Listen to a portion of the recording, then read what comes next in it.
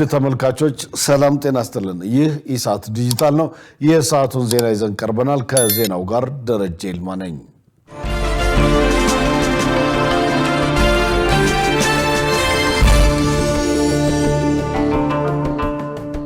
መንግስት በህዳሴው ግድብ በደሴቶችና በንጋት ሐይቅ ላይ ማልማት ለሚፈልጉ ባለሀብቶች መሬት በሊዝና በተለያዩ አማራጮች ያመቻቻል።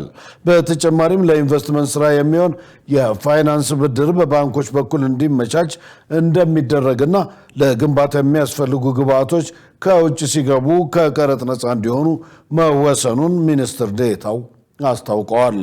በሪዞርቶች በሎጆችና በሌሎች የቢዝነስ አማራጮች ለሚሰማሩ ባለሀብቶች የሰራተኛ ማመላለሻ ተሽከርካሪዎችን ለማስገባት መንግስት ድጋፍ እንደሚያደርግም ጠቁመዋል። የሰው ኃይል እጥረትን ለመቅረፍ በቁልፍ የአመራር ቦታዎች ላይ የውጭ ባለሙያዎችን ማምጣት እንደሚፈቀድ የገለጹት ሚኒስትር ዴኤታው ባለሀብቶች በሆቴል፣ በሬስቶራንት፣ በውሃ ትራንስፖርትና በኩነት ዘርፎች እንዲሰማሩ ጥሪ አቅርበዋል። ይህ ማበረታቻ በግድቡ ዙሪያ የሚገነቡትን የቱሪዝም መዳረሻዎች ዓለም አቀፍ ደረጃቸውን የጠበቁ ለማድረግ ያለመ መሆኑን አብራርተዋል። የዲጂታል ስትራቴጂ ትግበራ ኢትዮጵያን ዓለም አቀፍ ተወዳዳሪ የሚያደርግ መሆኑ ተገለጸ። የኢትዮጵያ የዲጂታል ስትራቴጂ ትግበራ በዘርፉ ልማት ሀገሪቷን ዓለም አቀፍ ተወዳዳሪ የሚያደርግ መሆኑን በአርባ ምንጭ ዩኒቨርሲቲ የዘርፉ ምሁራን ገልጸዋል። በዲጂታል ኢትዮጵያ 25 የተገኘውን ስኬት በመሰነቅ በዘርፉ ልማት የላቀ ስኬት ለማስመዝገብ የሚያስችል የቀጣይ 5 ዓመታት ስትራቴጂያዊ ፕላን ይፋ መደረጉ ይታወቃል። የዲጂታል ኢትዮጵያ 2030 ስትራቴጂያዊ እቅድ የኤሌክትሪክ ኃይልና የኢንተርኔት አገልግሎትን በስፋት ለማሳካት የሚያስችል ዝግጅት በማድረግም ወደ ስራ ተገብቷል። በመሆኑም የዘርፉን እቅድና ትግበራ በተመለከተ ከኢዜአ ጋር ቆይታ ያደረጉ የአርባ ምንጭ ዩኒቨርሲቲ የዘርፉ ምሁራን የኢትዮጵያ የዲጂታል ስትራቴጂ ትግበራ በዘርፉ ልማት ሀገሪቷን ዓለም አቀፍ ተወዳዳሪ የሚያደርግ መሆኑን ገልጸዋል። በዩኒቨርሲቲው ኮምፒውቲንግና ሶፍትዌር ምህንድስና ፋካልቲ ዲን ረዳት ፕሮፌሰር ጌታውን ትዕግስቱ የዲጂታል ኢትዮጵያ 25 ትግበራ በዘርፉ ልማት ጥሩ መሰረት ያኖረ ስለመሆኑ አስታውሰዋል። በኢትዮጵያ 800 የሚሆኑ የጤና ባለሙያዎች ህጋዊ የሙያ ፈቃድ የላቸውም ተባለ።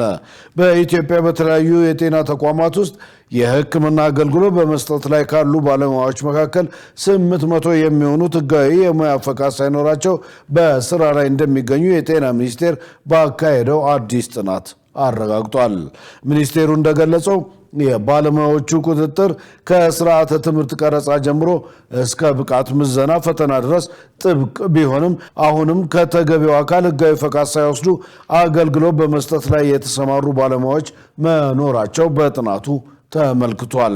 በአሁኑ ወቅት በአጠቃላይ 92 በመቶ የሚሆኑ ባለሙያዎች ህጋዊ ፈቃድ ያላቸው ቢሆንም ከእነዚህ መካከል ፈቃዳቸው ታድሶ ወይም አክቲቭ ሆኖ በማገልገል ላይ ያሉት 77 በመቶዎች ብቻ እንደሆኑ ተገልጿል። ይህ ማለት በስራ ላይ ካሉ 100 ባለሙያዎች ውስጥ 23ቱ ወይ ፈቃድ የሌላቸው ወይም ፈቃዳቸው ጊዜ ያለፈበት መሆኑን ያሳያል ተብሏል።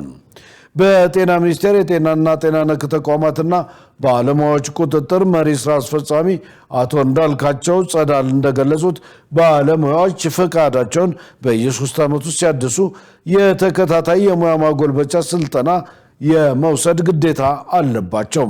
ይህ አሰራር አዳዲስ የእውቀትና ቴክኖሎጂዎች በየጊዜው ስለሚቀያየሩ ባለሙያው ራሱን እንዲያዘምን ታስቦ የሚከናወን ነው። እንደ ዓለም አቀፍ የጤና ድርጅት WHO መርሆ የጤና ባለሙያዎች ብቃት በቀጥታ ከታካሚዎች ደህንነት ጋር የተያያዘ በመሆኑ የፈቃድ አሰጣጥ ስርዓት ጥራት የሌለውን ሕክምና በመከላከል የሞትን ምጣኔ በመቀነስ ረገድ ከፍተኛ ድርሻ አለው።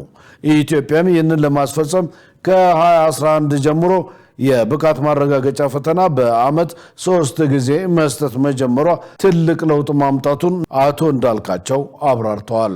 የዳታ ንጽጽሩ እንደሚያሳየው የብቃት ማረጋገጫ ፈተና ለመጀመሪያ ጊዜ በተሰጠበት ወቅት ህጋዊ ፈቃድ ኖሯቸው የሚሰሩት ባለሙያዎች 56 በመቶ ብቻ ነበሩ።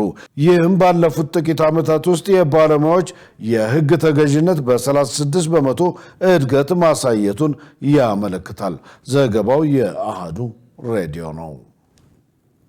ውድ ተመልካቾች ከኢሳት ዲጂታል የሰዓቱ ዜና ወደ እናንተ መድረሱ እንደቀጠለ ነው። አሁን ደግሞ ወደ ውጭ ዘገባ አልፋለሁ። በኢራን የሚካሄደውን የተቃውሞ ሰልፍ ተከትሎ በርካታ ሀገራት ዜጎቻቸው ከኢራን ለቀው እንዲወጡ ማስጠንቀቂያ ሰጡ።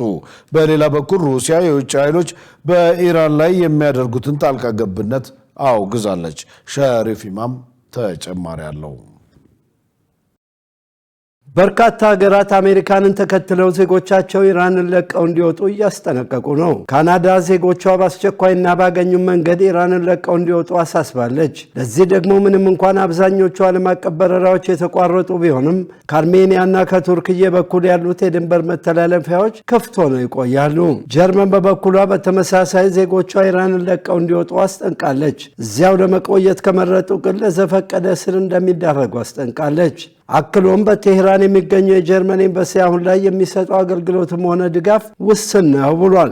አውስትራሊያም እንዲሁ ዜጎቿ ኢራንን ለቀው እንዲወጡ አስጠንቃለች። ባለስልጣናቱ ከኛ ፈቃድ ውጭ በኢራን ውስጥ መቆየት ከፈለጋችሁ ለደህንነታችሁ ራሳችሁ ኃላፊነት ትወስዳላችሁ ብለዋል።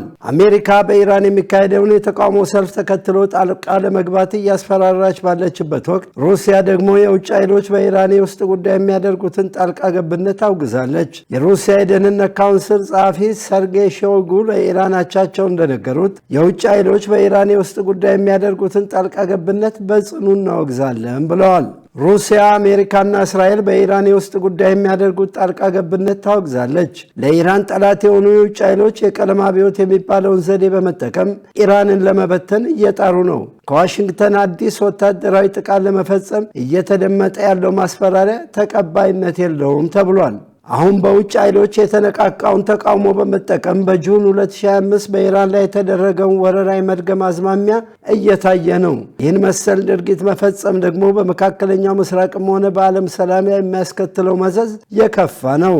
ሳውዲ አረቢያና ሌሎች የባህረ ሰላጤው ሀገራት ውጤቱ የከፋ ሊሆን ይችላል በሚል አሜሪካ ጥቃት እንዳትፈጽም እያባበሉ ነው። አሜሪካ ጥቃት ብትፈጽም ኢራን በአካባቢው በአብዛኛው በአረብ ሀገራት ምድር ላይ የሚገኙትን የአሜሪካ የጦር ሰፈሮች ልታጠቃ ትችላለች። ከዚህ በላይ በሆርሙዝ ሰርጥ የሚተላለፈው ነዳጅ ለአደጋ ሊጋለጥ ይችላል ብሏል ሲኤንኤን። ሳውዲ አረቢያ፣ የተባበሩት አረብ ኤሚሬትስ እና ኩዌት የመሳሰሉት የባህረ ሰላጤው ሀገራት ከሁሉ በፊት የአካባቢውን ሰላም ለማረጋገጥ ዲፕሎማሲ ቅድሚያ ሊሰጠው ይገባል ማለታቸውን ሚድል ኢስት አይ ኤንድ ሳውዝ ኤሽያ ጆርናል ዘግቧል። የሩሲያ የውጭ ጉዳይ ሚኒስቴር ቃል አቀባይ ማሪያ ዛካሮቫ እንዳሉት ሩሲያ በኢራን ውስጥ የፖለቲካ ጉዳይ አፍራሽ ድርጊት የሚፈጽሙትን የውጭ ኃይሎች በጥብቅ ታወግዛለች። አክለውም አሜሪካ በኢራን ላይ አዲስ ወታደራዊ ጥቃት ለመፈጸም እያስፈራራች ነው። ይህም በፍጹም ተቀባይነት የለውም። ምክንያቱም በመካከለኛው ምስራቅም ሆነ በዓለም ደህንነት ላይ አደጋ ይጋብዛልና ብለዋል። መረጃውን ስናጠናቅር ታይምስ ኦፍ እስራኤል እና አልጀዚራን በመረጃ ምንጭነት ተጠቅመናል። ውድ ተመልካቾች ከኢሳት ዲጂታል የሰዓቱ ዜና እስካሁን ነበር። ከዜናው ጋር ደረጀ ይልማ አብሬያችሁ ቆይቻለሁ። ከቀሪ ኢሳት ዝግጅቶች ጋር ሰናይ ጊዜ